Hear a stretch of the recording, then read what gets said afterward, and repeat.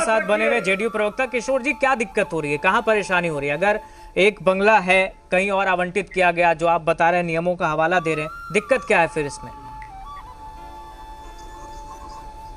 देखिए, मैं सुन रहा था, हमारे राजद के प्रवक्ता हैं, इनका मैं सुन रहा था, कई सवाल इनके मन में है।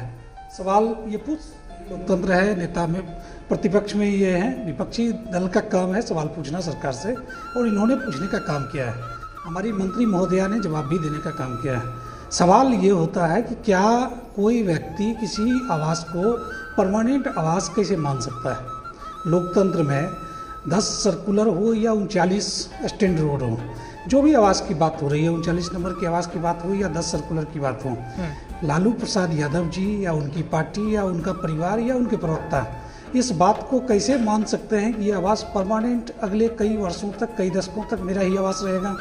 इन्हें यह बताना चाहिए कि क्या इन्हें जो 39 नंबर का आवास मिला है यह इनके पदानुक्रम के हिसाब से, इनके पद के अनुरूप नहीं है, या उसका आवंटन अलोकतांत्रिक है या असंवैधानिक है।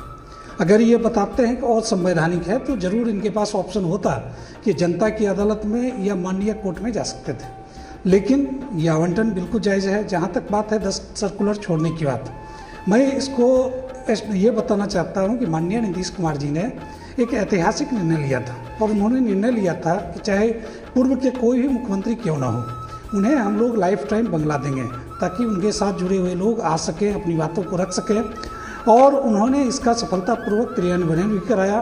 कई मुख्यमंत्रियों को आवास मिला, जगन्नाथ मिश्रा जी ने आवास लिया, हमारे रामसुंदर दास जी ने आवास लिया, लालू प्रसाद यादव जी को भी आवास मिला, राबड़ी देवी जी को भी आवास मिला। और मैं बता दूं कि ये आवास लाइफ टाइम के लिए आवंटन हुआ था, और आवंटन के बाद परेशानी हमारे तेजस्वी यादव जी के साथ हुआ। उन्होंने 5 केजी रोड के देश रत्न मार्ग के आवास के लिए इतनी जिद पकड़ ली, बाल जिद जिसको कहा जा सकता है, कि वो पटना हाई कोर्ट गए, पटना हाई कोर्ट ने उन्हें फटकार लगाई, फिर वो दिल्ली सुप्रीम कोर्ट गए, और सुप्रीम कोर्ट ने उन्हें फटकार लगाई, 50,000 का पेनल्टी किया, और इस व्यवस्था को हमेशा के लिए ख़त्म कर दिया कि किसी भी पूर्व मुख्यमंत्री को आवास आवंटित नहीं किया जा सकता है। और आज उसी का नतीजा है कि लालू प्रसाद यादव जी को या राबड़ी देवी जी को एक मिनट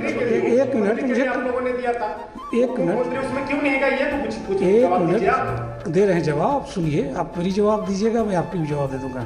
तो आप बताएं कि असल में राबड़ी देवी जी या लालू प्रसाद जी के दोषी कौन है? हम तो चाहते थे कि वो लाइफ टाइम 10 सर्कुलर में रहे, और हम लोगों ने उसकी व्यवस्था की थी, लेकिन तेजस्वी यादव जी 5 देश रत्न मार्ग के चक्कर में अपनी जगहसाही कराए, 50,000 का जुर्माना दिया, और हमेशा के लिए अपने परिवार यानी अपने माता पिता जी को मिला हुआ आवास को खाली करवाने का कुकर्म किया। इसको राजनीतिक कुकर्म हम कहेंगे, अन्यथा आज इस बहस की जरूरत आज नहीं होती। अब रही बात, आज का जो परिवेश है, शासनादेश है, ये कहीं ना कहीं प्रशासन का निर्णय है कि मंत्रियों का आवास बदला जाए।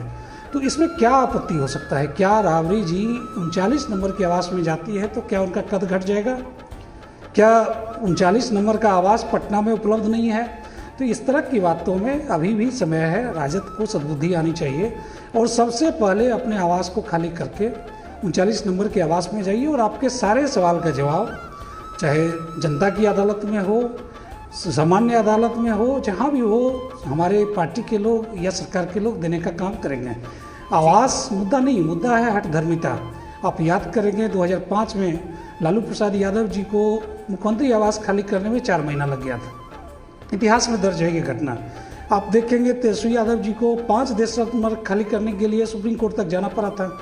आज आप 10 सर्कुलर की कहानी देख रहे हैं। ये एक परिवार की हठधर्मिता है कि हमें इसी जगह रहना है। ये कहीं कहीं बंगला पे हमला नहीं, हम समझते हैं लोकतंत्र की आत्मा पे हमला है कि लोकतंत्र में कोई राजतंत्र जैसा व्यवहार करने लगे।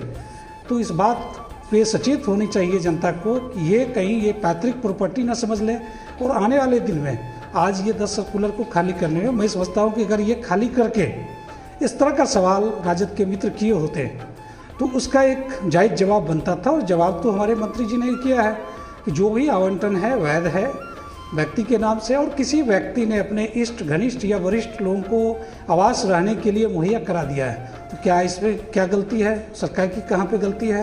क्या कोई आवास असंवैधानिक तरीके से कोई रह रहा है, तो बिल्कुल नहीं है। तो राजद के पास अभी भी मौका है, पुनर्विचार करें। जनता की अदालत में आप हारेंगे और कोर्ट में भी आप हार चुके हैं, तो अभी भी मौका है। सबसे पहले आवास खाली करें, अपने नए आवास में जाइए और शिद्दत के साथ नेता प्रतिपक्ष की भूमिका को निभाइए।